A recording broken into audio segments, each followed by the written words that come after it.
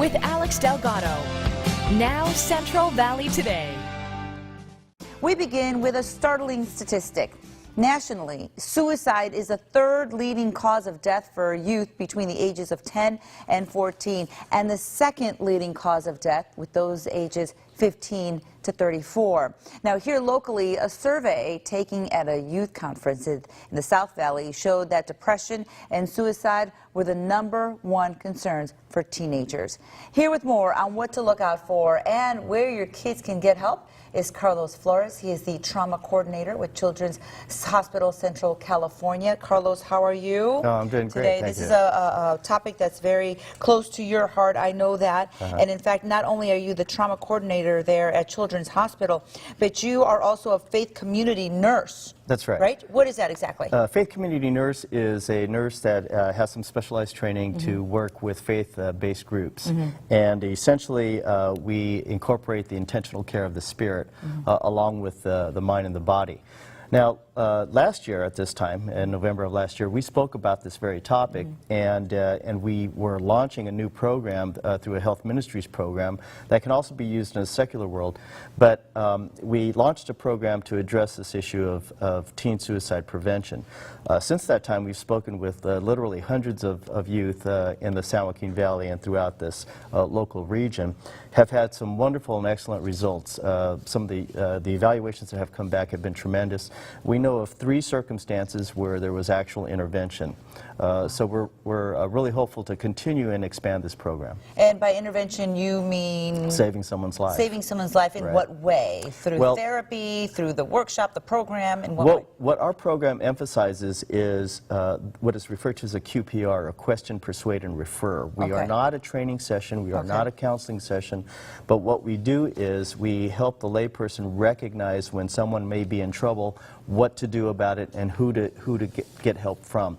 Generally, we refer to the National Suicide Hotline, which is 1-800-273-TALK, and that begins the process for the healing.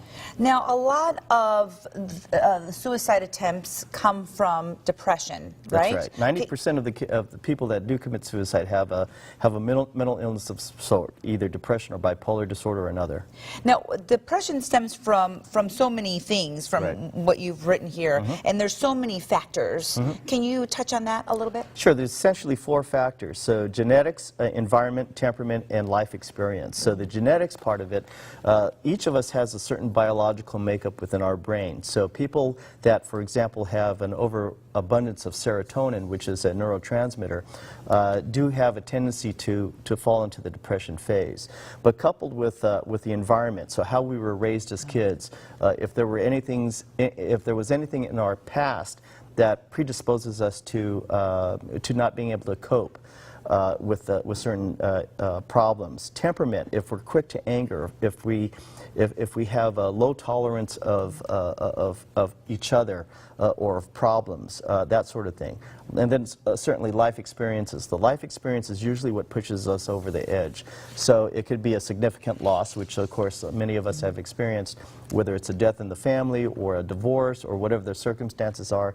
Certainly things like bullying, sexting, those who belong to the LGBT community, and a history of child abuse. All of those are certain types of factors. But a lot of it is mental illness as well. Can teenagers and youth suffer from mental illness that early on? Oh, very much so. And in fact, we see them in youth age, and in fact, even very, very young children that one wouldn't expect to have mental illness or mental incapacities, and we do see this unfortunately quite often. Out at Children's Hospital in the last year, we've had over 100 kids that were identified as being a suicidal risk and had to go through a referral process, including school-age kids, single-digit age kids that have attempted suicide. What are they depressed about? Is it bullying? Unfortunately, there are certain things that do push them to a certain limit. A lot of times it's bullying, but a lot of times it's a child abuse factor as well. Yeah. And a lot of parents are also having to go through divorced families, seeing their parents separate, that kind of thing, I'm sure has a lot to do with it. Absolutely does. What are some of the factors then? You talked about personal and family history of suicide attempts, depression, substance abuse, and a stressful life. So what are some of the signs and symptoms that, as parents, we should be looking for in our children? Well, a lot of times the kids will reflect that in some way, shape, or form. Okay. Sometimes they'll come right out and say it. And a lot of times the parent's response will be something to the effect of, oh, don't be silly. Oh, you know, you're not going to kill yourself. Take any threat very, very seriously. Seek help. Kids oftentimes will use their social media to express themselves, so they often will be talking about it through Facebooking or texting or Twitter or whatever accounts that they may be on.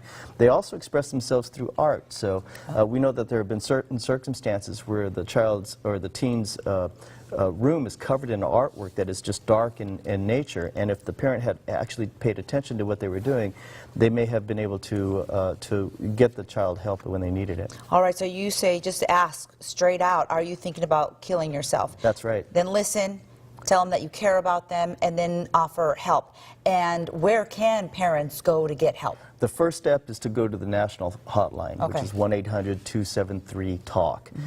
And that in itself will get the help in motion. And so that's always the first step. Is either that, or you can also take your child to your family physician, to your counselor, to a priest or a minister, or to somebody that is in the know that can get you some help. Well, now, where can people find you, Carlos? Because you've become familiar with our viewers, and a lot of times they feel maybe a connection to you. So where can we get hold of you? I can be gotten hold of at Children's Hospital Central California. If you phone the main line, 353-3000, ask for me by name, and it'll get to my extension. Okay, good. I'm so glad that you're bringing this to our attention. SaveKids.org is also a great website to go to. Is that right? For a lot of resources with regards to child safety, yes. All right, so definitely take it seriously, and I love how you say just straight out ask them. That's right. Yeah, if there's a problem, if they want to kill themselves.